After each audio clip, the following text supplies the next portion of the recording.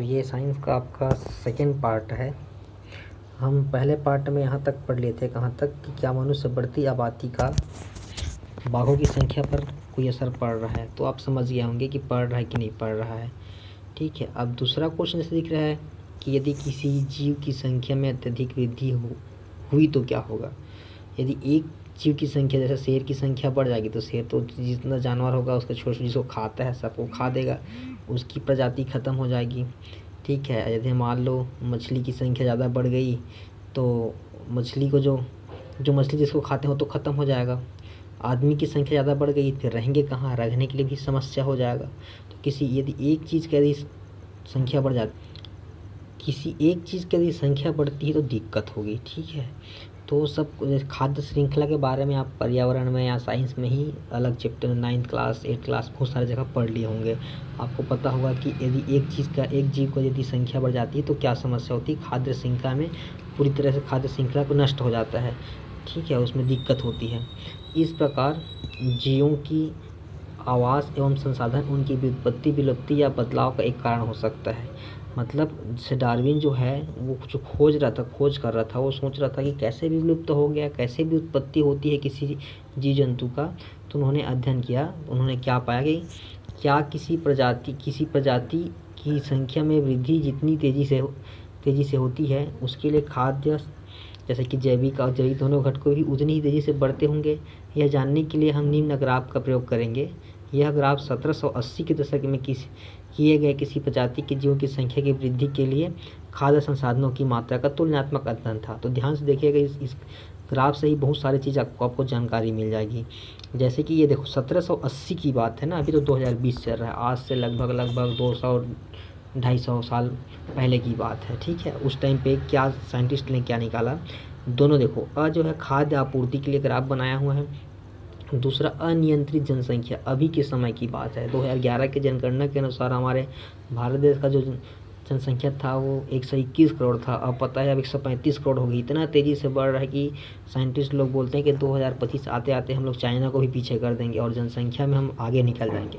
तो देखो पहले क्या था, जैसे समय देखो, समय जैसे जैसे बढ़ते जा रहा था तो खाद्य श्रृंखला की मात्रा में कोई ज़्यादा दिक्कत नहीं थी, हमको पर्याप्त मिल जाता है। देखो खाद्य श्रृंखला की मात्रा उतना ज़्यादा नहीं बढ़ रहा है, धीरे धीरे बढ़ रहा है। इसमें देखो अब अनियंत्रित जनसंख्या वाले ग्राफ में देखो कितनी स्पीड से बढ़ रहा है। देखो समय जैसे जैसे बढ़ते जा रहा है तो जनसंख्या इतनी स्पीड से बढ़ते रहा है, देखो एकदम अब पता नहीं अब कहाँ से कहाँ ऊपर चला जाएगा। और इसमें देखो, इसमें कोई ज़्यादा उतना खास नहीं है, थोड़ा सा लिमिट में बढ़ रहा है, थोड़ा थोड़ा बढ़ रहा है। यानी कि पहले क्या हुआ होता था, जब जनसंख्या कम थी तो खाने की सामान की कोई कमी नहीं थी हमारे पास, हम आराम से जी खा लेते थे। ठीक है, इस लड़ाई झगड़ा नहीं करते। अभी देखो आगे पढ़ेंगे कैसा, बहुत इंटरेस्टिंग चैप्टर है। और अभी जब अनियंत्रित जनसंख्या की वृद्धि की मतलब जनसंख्या इतनी स्पीड से बढ़ रहा है कि हम खाद्य श्रृंखला मतलब खाने की जो संसाधन है उसके लिए भी दिक्कत होगी। ठीक है, बहुत सारी चीज़ों में इसके संकट बनेंगे। देखो ग्राफ देखकर हमको क्या बताना है कि खाद्य संसाधन और जनसंख्या वृद्धि की दर समान है, तो नहीं है। देखो यहाँ पे सीधी एकदम सिंपल बढ़ रहा है, एकदम ऊंचे नीचे बढ़ रहे हैं, समान नहीं है। इनमें से किसके बढ़ने की दर तेज़ है, तो देखो यहाँ पे किसके बढ़ने की तेज़ है भाई, अनियंत्रित जनसंख्या वृद्धि में जनसंख्या बढ़ने की दर जो है तेज़ है यहाँ पे। तो जीवों का विकास, अच्छा ध्यान से देखिएगा। तो वैज्ञानिक का मानना था कि जनसंख्या में अनियमित रूप से बढ़ोतरी होगी तो खाद्य संसाधन पर्याप्त नहीं होंगे। ऐसी स्थिति में प्राकृतिक आपदा, परस्पर द्वंद्व, लड़ाई के कुछ जीव मर जाएंगे जबकि कुछ जीव बच जाएंगे। पता है भाई, यदि इतना सारा जनसंख्या बढ़ जाएगा तो खाने की चीज़ की लड़ाई झगड़ा होंगे ही। अभी भी देख लो इतना लड़ाई झगड़ा होते रहते हैं। तो यदि खाने की चीज़ कम हो जाएगी, जनसंख्या बहुत ज़्यादा हो जाएगी तो एक दूसरे से लड़ेंगे, जो कमज़ोर रहेगा वो मर जाएगा, जो जीता वही सिकंदर वाली बात होगी यहाँ पे। जो जीत जाएगा, जो बच जाएगा तो खाना उसका होगा। तो अभी कई लोग देखिए, कई मूवी बना हुआ है इसके ऊपर कि 2050 तक ऐसा हो जाएगा कि इतना जनसंख्या हो जाएगा हमारे भारत देश में, हमारे पूरा अर्थ में, कि लोग जीने के लिए लड़ाई करेंगे, जीने के लिए लड़ेंगे। जो जीतेगा वही रहेगा यहाँ पे, जो नहीं हार गया वो गया। तो इसी बात को अभी देखो आज से कितने साल पहले इस चैप्टर का मतलब बन चुका है, ये साइंटिस्ट लोग खोज कर 1780 की बात चल रहा है। तो आदमी 1780 की समय जो सोचते थे डार्विन लोग, वो अभी की बात को सोच लिए हैं कि जनसंख्या यदि बढ़ा उस दिन वही लोग जिएंगे। देखो यहाँ पे साफ साफ लिखा हुआ है ना कि ये देख परस्पर लड़ाई झगड़ा हो रहे हैं, कुछ जीव मरेंगे और कुछ जीव बच जाएंगे। तो इतना उनके बीच में परस्पर लड़ाई झगड़ा होगी खाने पीने की चीज़ के लिए, रहने के लिए, कि जो जीतेंगे वही रहेंगे, जो जिएंगे कुछ जचेंगे कुछ मर जाएंगे। तो देखो कि साइंटिस्ट लोग कहाँ से कहाँ सोच लिए थे।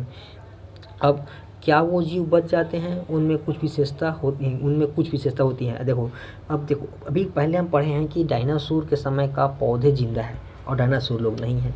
तो सब जीव में क्या कुछ विशेषता था क्या कि वो जी गए, बाकी डायनासोर लोग मर गए, उनकी भी पूरा क्या बोल दिया जाए, उनकी जो वंश है पूरा समाप्त हो गया।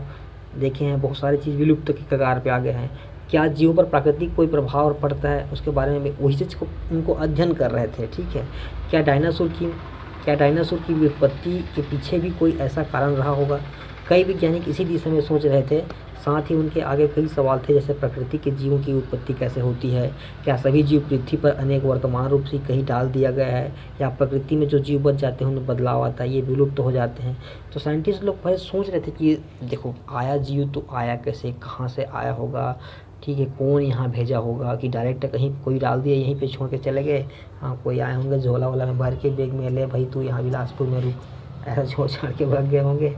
ऐसा मतलब सोच रहे थे साइंटिस्ट लोग कि आया तो आया कहाँ से, और उसके बाद कई सौ साल रहने के बाद फिर उसका पूरा प्रजाति ही पूरा विलुप्त हो जाती है। तो है कारण क्या चीज़ है इसकी, तो इस चीज़ के बारे में खोज कर रहे थे डार्विन लोग। जैसे हमने पिछले कक्षा में पढ़े कि कोशिकाएं पूर्ववर्ती कोशिकाओं से उत्पन्न होती। कोशिका के हर चैप्टर में आप पढ़े होंगे कि कुछ कोशिका जो है एक छोटे कोशिका से बड़े कोशिका में बनते हैं, यानी कि एक जीवी होती है ना, एक कोशिकी से बहुकोशिकीय जीव बनते हैं। तो कुछ इस प्रकार से होता होगा, ऐसे साइंटिस्ट लोग सोचते थे। उसी समय से कुछ उल्लेखनीय वैज्ञानिक जैसे चार्ल्स डार्विन हो गया, अल्फ्रेड रसेल वेलेस थे, इन सब ने क्या किया, जीवों की उत्पत्ति के बारे में व्यापक अध्ययन के आधार पर सिद्धांत दिए। तो देखो हम अभी डार्विन के सिद्धांत के अनुभव के बारे में हम कुछ समझते हैं कि कैसे कैसे डार्विन जो है किया होगा। बीगल का सफ़र, डार्विन का अनुभव। तो क्या है, वीडियो में ज़्यादा लंबा नहीं बनाऊँगा, बोर ना हो इसलिए भी छोटा छोटा वीडियो बना रहा हूँ। फिर जैसे आप लोगों को ठीक ठाक लगे आप बताएंगे कि और लंबा वीडियो बनाइए तो बनाएंगे। ठीक है, अभी क्या है ऑनलाइन क्लास का इतना लंबा वीडियो बनाने का भी या देखने का बच्चों को आदत नहीं हुआ होगा, तो मैं छोटा वीडियो बना रहा हूँ, छोटे छोटे पार्ट करके बनाऊँगा। जैसे लगेगा कि आप ज़्यादा लंबा वीडियो बनाइए तो आप बोलेंगे तो मैं लंबा वीडियो बना दूँगा। ठीक है, तो इतना तक अच्छे से पढ़िएगा। फिर बहुत अच्छा चैप्टर है, पूरे चैप्टर को पढ़ने में मज़ा आ जाएगा। एक बार 2 बार 3 बार अपने मन से पढ़िएगा, एक बार वीडियो देखिएगा, फिर अपने मन से पढ़िएगा। बहुत अच्छा चैप्टर है। ठीक है।